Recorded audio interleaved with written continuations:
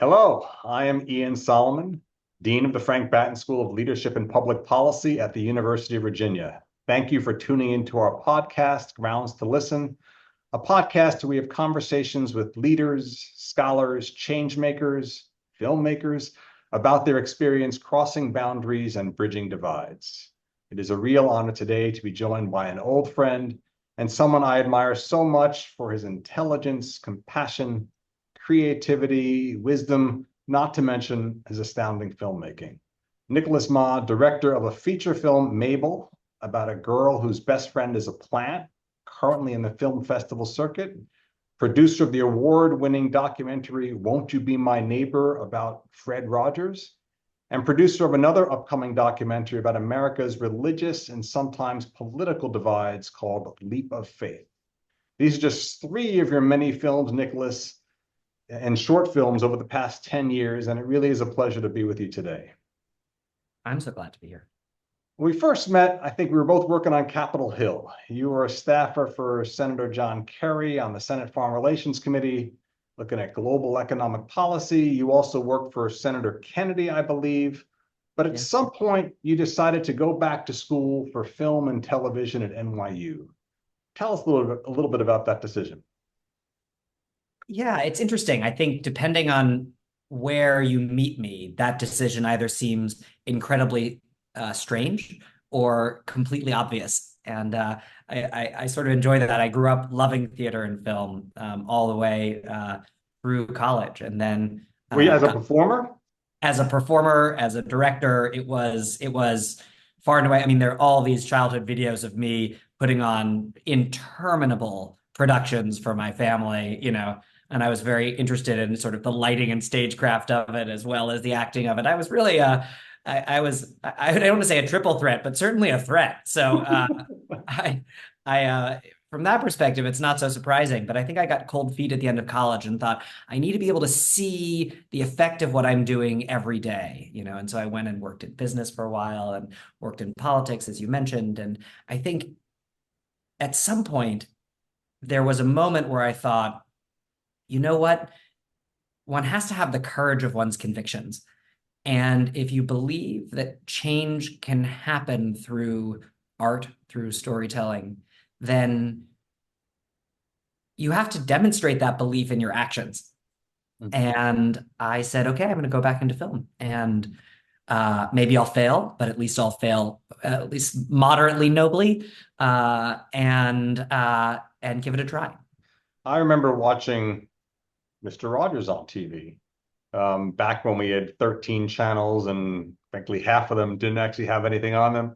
But I suspect that your film, Won't You Be My Neighbor, may shape for many people what they think of that TV series, what they think about Fred Rogers, the man, his show, his impact. Why were you interested in working on that documentary? Fred really operated at the intersection of art and faith. He was a Presbyterian ordained minister, and he was also obviously an incredible artist in what he did on television. And when you look at his work, you realize that those two elements were part of an engine that drove each other. And I think, like great art, you revisit Fred Rogers decades later and you see new things. And I think that's part of what makes the film so satisfying, that when you watch it, and this is where Morgan is such a brilliant director, when you watch it, you have this kind of you see the depth and the sophistication of what seemed so seamless when you watched it, even at times childlike in its simplicity, right? But there's a kind of depth and sincerity to it. And so I think, anytime you make something, it has to be of personal interest, because it takes so long to make a movie. If it's like going to grad school for something. So Morgan and I both had a deep personal connection to Fred and his work and how it shaped us as children. And the fact that it shaped both of us was really interesting, and started a conversation around, well, wait a second, how many people did his words shape? And how? And why? And did we lose that? Or does it still lie within us, right? Is it a seed that's only now starting to flower? Or is it something that we've cast aside as we've grown more cynical about the world? And so those ideas ended up sort of crystallizing into the film. Do kids have shows like Mr. Rogers' Neighborhood that they can watch these days? I think first of all, they have Mr. Rogers' Neighborhood. You can watch it still, and it's remarkable how enduring it is for young people. Uh, and obviously there are immediate successor like Daniel Tiger's Neighborhood that sort of really take the same seriousness of child development, even for a slightly younger audience. I think we often look to the past with nostalgic eyes as opposed to seeing the past as the fuel towards a more interesting future. Hmm. And I think it's extraordinary what we can do now. I mean, I think even when you look at something like Bluey, which has sort of taken the world of children's television by storm, it has the same kind of personal voice as Mr. Rogers' Neighborhood. It's a totally different thing. Emulating Fred is not the answer, but taking that same path to find what is best within you and bringing that to the world, which is, I think, what Fred championed in his work and in his life, I think very much is something that we all can do. And I always, it's interesting because people would always ask at the end of the film during the Q&A, where are the Fred Rogers of today? And I think it's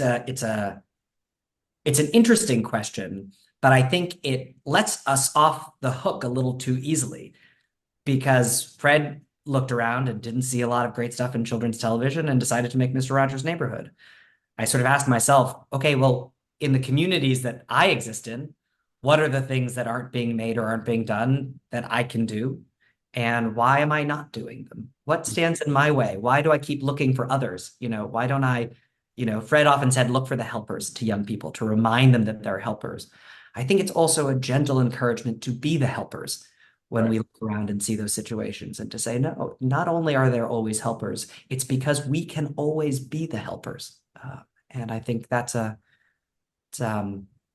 something we could do well to remember. It resonates with a lot of the concerns of people who care about leadership, saying, where are the leaders? We're expecting someone else to stand up when actually those who have stood up in the past did so with great risk, oftentimes really lonely when they stood up. So to expect them to just return the way they were is not realistic. Exactly. I think that connection to leadership is beautiful. I think we often think of leadership as being given to someone. We're giving leadership to the wrong people. I think leadership is something that's built, and it's built in small increments, not given in great, tonnage. And I think we all have opportunities to have more courage in the way we live our lives and to be seen as leaders.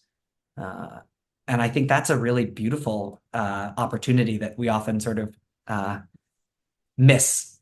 Say more about this idea of leadership as something that's built.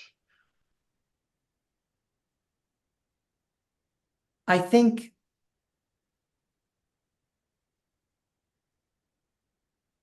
we look to a kind of there's something deeply powerful about authentic belief, whatever that's in. And I think we're really good at sniffing out inauthentic belief.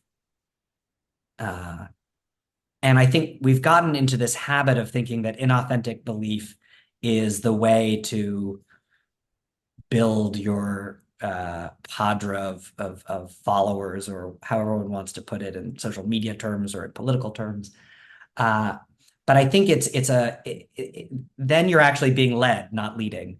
And I think leadership is when you articulate something authentically and deeply that the people around you can't necessarily see fully, but you can. And you have the kind of confidence to bring them on that journey. I think that means there's a great deal of trust that comes from building leadership that way. but it lets you take people to a more unusual place, right? I'm speaking in a kind of hypothetical, but I think you can bring it back to really specific examples, like in a film. We can tell in the first 5 minutes of a film if you're in good hands or not, right? You can sort of feel, is this film going to feel a little bit janky, or is this film something where I'm willing to go with it? And there's a strength in what happens in those first 5 minutes that sort of gives us a kind of ease of saying, okay, I'm willing to go along for the ride. I trust this person. I trust that they have something that they're going to take me to, and I don't know what it is yet, but I'm curious to find out, right? There's a kind of storytelling leadership inherent in that. But if I pander too much, if I tell you in the first 5 minutes, okay, this is going to be a romantic comedy, these two people are going to get together and it's going to be paint by numbers the entire way, we lose interest. We're sort of, then all of a sudden I'm in control as the viewer. I'm like, you better fulfill my expectations because I know what this is supposed to be, right? So I think that's sort of what I mean. There's a kind of, but that to do that work is takes an enormous amount of practice and can't be. It's a harder path. It's a harder path. And courage, as you said earlier. Yeah, yeah. You have to have faith that people are going to find your authentic voice to be one worth listening to. Well, I think you have to have. I think you have to have faith that you know your authentic voice. I think if you speak with an authentic voice, people are much more likely to listen than not. But I think we're often easily deceived by ourselves about what our authentic voice is, because we hear people praise us for, oh, you said this and that sounds so great, and all of a sudden we start to lean in that direction or tilt in this way. And so I think really sort of knowing internally, this is what I can bring in this moment, and speaking that with a great deal of truth is hard. So why don't we jump to Leap of Faith, this new documentary that you're the producer on, I believe. Directed and produced, yeah. Directed and produced. If I have the facts right, it's a project that brings together 12 pastors from across the US who have different politics, different racial identities, different socioeconomic backgrounds, different perspectives on theology, sexuality, the role of the church, etc. And you film their conversations, their arguments, their divisions, their discoveries, and coming together. Is that the basic frame? Yeah, that's right. They spent a year asking each other, is there more that unites us than divides us? Or to put it in very Christian terms, do all things hold together in Christ or not? And so all of a sudden, over the course of, a year, these 12 pastors that are deeply, deeply divided on all the questions that we're all divided on right now, have to ask themselves, do they have the courage to belong to each other across those divisions? And I don't want you to spoil it, but do all things hold together or not? It's a great question. I think I liken the film to the longest Thanksgiving dinner you've ever sat through, but somehow at the end of it, you want to come back next year. So I think that's the trick, and how they achieve that trick is really a function of time and courage, right? Time and courage do an awful lot, and I think we often prefer immediacy and certainty, and those are sort of the antithesis of what really allows us to create meaningful relationships and communities. Right. Someone observed to me that social change and social justice is urgent, right? The questions of justice are urgent, and social change is slow. Not always, but generally it's slow. And somehow to live in the world with a certain amount of grace is to somehow embrace both of those things, right? To say, okay, I know this may be slow, but it doesn't change the urgency. It doesn't change my commitment to the urgency. And I know this may be urgent, but that doesn't change the fact that I cannot move faster and push people faster than they're willing to go, that I have to sort of walk alongside everyone, walk alongside people, walk alongside, my my family, walk alongside my community, my congregation, my fellow citizens. We have to walk alongside each other. And so there is this tension that somehow we find unbearable because we tend to tilt one way or the other. Stop telling me how urgent this is because I can't go any faster, or stop, telling me that this is, we have to move at a saunter because these problems are immediate and reprehensible. But we have to hold those two things because that's where I think art is so essential, because art embodies that.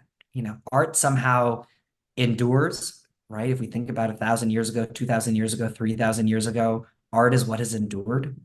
And yet it somehow still speaks to the problems and challenges we have today. So it somehow encompasses that immediacy and that length of time in a way that I think helps us straddle that.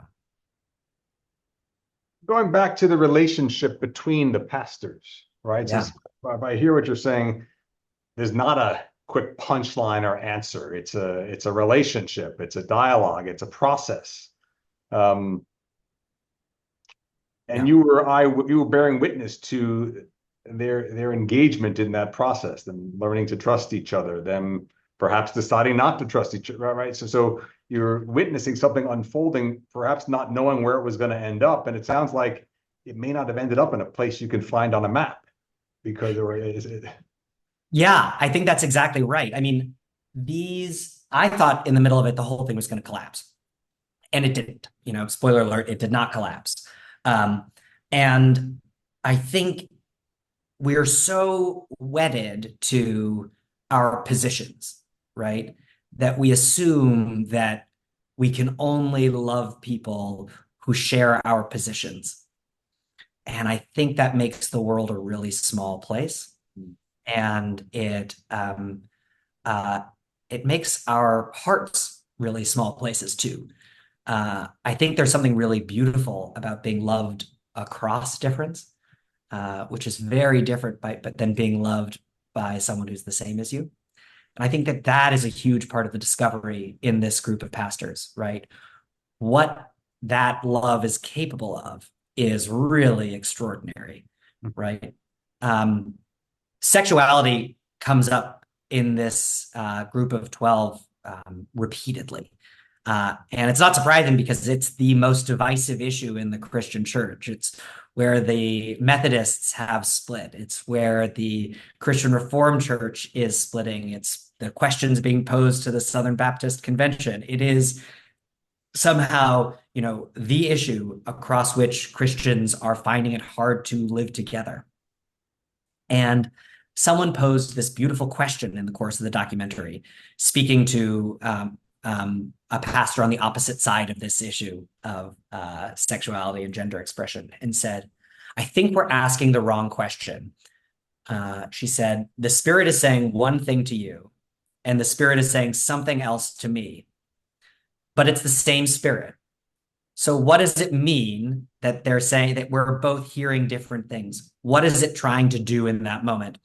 And I sort of love that idea of taking the contradiction seriously and saying, what could that generate for us if we both believe that each other is a good person? What could it generate that we deeply believe different things? Rather than saying, I know I'm a good person and I have to evaluate your goodness based off of your position on this.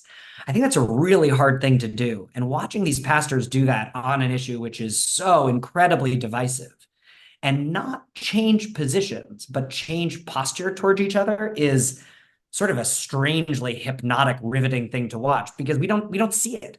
We don't see it in our media. We don't see it in our politics. We don't see it in our communities. We're much, much, much more willing to self-segregate into groups who all believe similar things than we are to honestly look in the eye of someone who believes something different and say, I trust that you are a good person. So what could this difference mean? What could this difference mean other than you're a bad person and I'm a good person, or the reverse? So that's this kind of like knotty, difficult sort of stuckness that they find themselves in over the course of this movie. So it sounds like they don't necessarily bridge their policy views and bridge their policy differences, but they are willing to stay in community with each other, willing to agree to share a common humanity together. I think that's yeah, I think bridging is such an interesting term, right? Because when we bridge our differences, am I saying you're going to walk across this bridge and join me on my side? Like, what are we saying when we say that, right? I think there's something, I think about the sort of the center as, we sort of think about it as being this compromised position, and I think that's a mistake.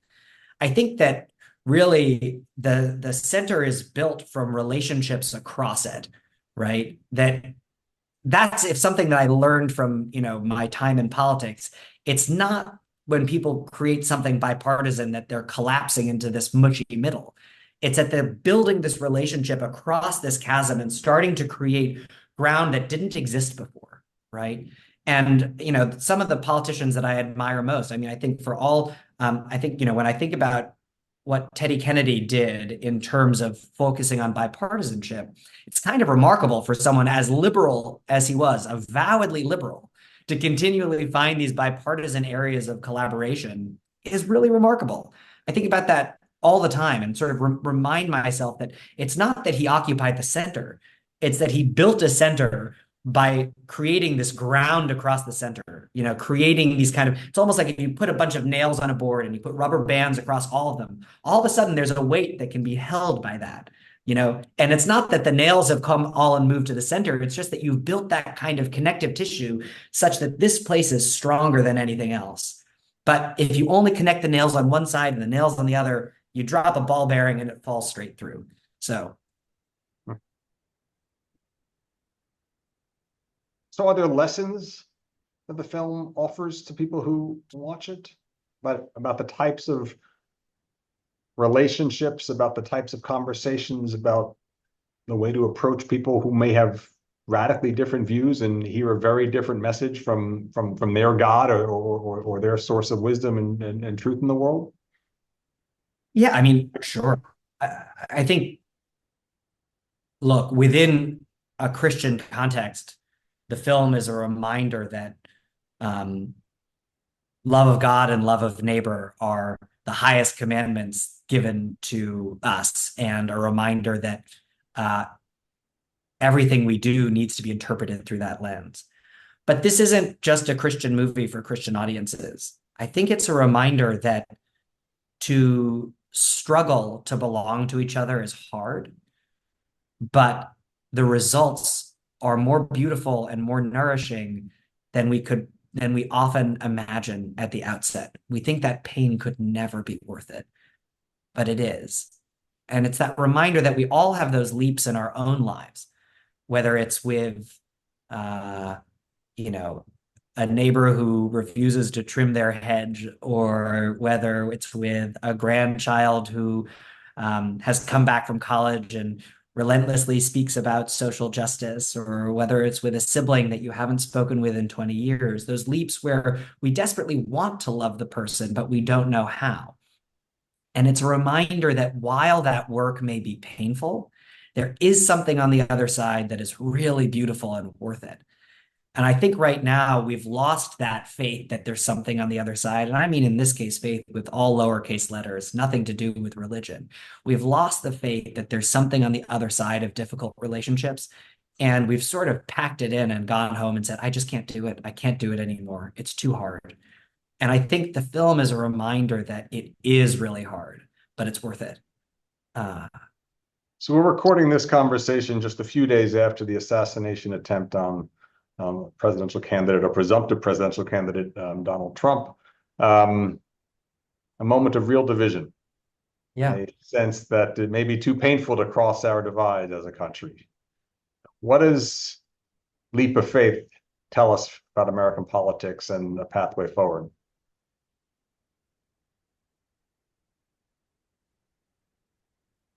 I think we focus so much on November, as if somehow whichever side wins, that the problems will be gone in December.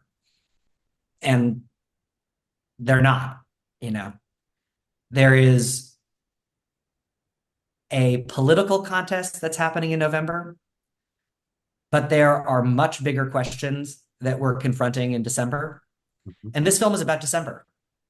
And is your film helping people have those types of conversations and think about December and onward? I mean, what's been the reaction to your film so far? That's been what's so beautiful. I think you know, regardless, we've shown it to conservative Midwest evangelicals, to far left Texans, to people across the South, across the Pacific Northwest. And the reaction is the same, which is we need this film right now. This is the thing that we can't believe is possible, and we need it as ballast to try to believe a little bit further. I don't think a film can be a roadmap. I think a film can simply be like it's a spark, and the tinder is all there, and it's a spark that lights a different kind of fire, a fire for togetherness and a fire for belonging. There are so many great organizations going out and doing this work. The Colossian Forum, which was the subject of this film, does it through the lens of Christianity. You have groups like Arabon that work in Christian circles on racial equity, Pride in the Pews that work on LGBT representation in the Black church. You have totally non-Christian organizations like Essential Partners that are doing this work of belonging to each other, like the Telos group that are focusing on Israel-Palestine and on the American South. You have folks like Millions of Conversations that are building at a county level conversations across difference. I think there's so many organizations that are doing this, and my hope is that the film acts as a spark for their work so that that can take root and take hold in communities across the country. There's no one path towards togetherness. There are many, many paths, and I certainly don't have a monopoly on it, and none of those organizations do too. But I think if we can ignite a yearning for it, a belief that it's possible, and a belief that if we put in the work, there's something beautiful on the other side, that could be very powerful. And that's all a film can do, and that's more than I could, more than I would be, more than I could imagine for a film like this. Yeah, no, I think it is setting a spark, and I'm hopeful for what the spark can mean, not just for the people who are, the students I have at the Batten School who are mostly in their 20s, but also for a spark for younger people, which I think is the subject of your feature film Mabel, which is a middle school girl, if I'm not mistaken, who develops a very special relationship with a plant. Give me the background behind that film. I love the setup, but I haven't seen it yet. I think it's Yeah, still absolutely. it's in the Absolutely. festivals now. Yes, it's in festivals. We premiered at the San Francisco International Film Festival. Talk about relationships across difference. A 12-year-old girl in a plant is a pretty big difference to bridge. And they managed to do it. I think there's something extraordinary if when you look at the science of plants, it's mind-boggling, honestly. The fact that the roots of a plant can tell the difference between roots of the same plant, the same species, a derivative plant of that plant, and a different species, that they can tell a difference at the root level. How, right? That plants, not just if they're being chewed by a caterpillar, can release toxins, but if they hear the sound of a caterpillar chewing from meters away, they'll start to release those toxins. I mean, how is this possible? All of these are things that if I told you and didn't tell you it was a plant, you would say, oh, well, that thing is alive and we better watch out. And it turns out it's true of plants. And we immediately say, well, then I don't think it's probably true. They're probably not conscious. They don't really know what they're doing. And I think that divide is something that's fascinating to me. What seems a little too different to really make sense. And I think it's the same thing that happens between adults and kids, right? That when you're young, you have a very thoughtful, real picture of the world and how it works. And while you may be wrong about certain underlying assumptions, you're not being irrational. You're doing the best you can with the knowledge that you have. And I think that Callie, our protagonist, manages to see in her plant this same kind of awareness of the world and the way it gets overlooked in the same way that she feels aware of the world and gets overlooked as well. And so there's a kind of poignancy and humor and an incredible set of performances from Judy Greer and Christine Coe, and obviously the indomitable Lexi Perkel as Callie. It's a beautiful little story and speaks to obviously the challenges of being in between all sorts of things, ages, being in between races, being in between the world of plants and the worlds of humans, being in between a move from Virginia to New York, all of these kind of in-betweenness, but finding in that in-betweenness a certain kind of centeredness and realness and authenticity. I believe that a great deal of human suffering and certainly our environmental challenges and mental health challenges is that there's this disconnection from humans and nature, as if we are somehow not part of nature, right? As if we're not fundamentally integrally, dependent upon and part of the world around us. So I really hope your film makes people think differently about their relationship to plants. What's been the reaction? I mean, and do you have a strong connection to particular plants? Yeah, I mean, so the reaction has been so heartening Hmm. that the young people that see the film just start asking questions immediately afterwards, right? They're they're they're doing the work of the film. They're like, wait, explain this, explain this. Is this really true about plants? Is this true about plants? And I think it starts to rebuild that connection between us and the natural world around us when we can see it more than as foliage, you know? Um, for I think it's like 100 million or 200 million years, 350,000 species of flowering plants have managed to coexist, right? And yet somehow we find it really hard to coexist as one species, Hmm. right? There's something there. It's not that the world of plants is so easy. It's not that plants don't have, aren't fiercely competitive with each other or anything like that, but just the scale, 100 million, 200 million years and 350,000 species of plants. And we're one species. It's been around for much less long and desperately struggling to coexist with each other. There's something to be aware of about scale and the way that we think about our problems and the differences that lie between us versus the scale of what the universe has to offer, or certainly this even our small planet.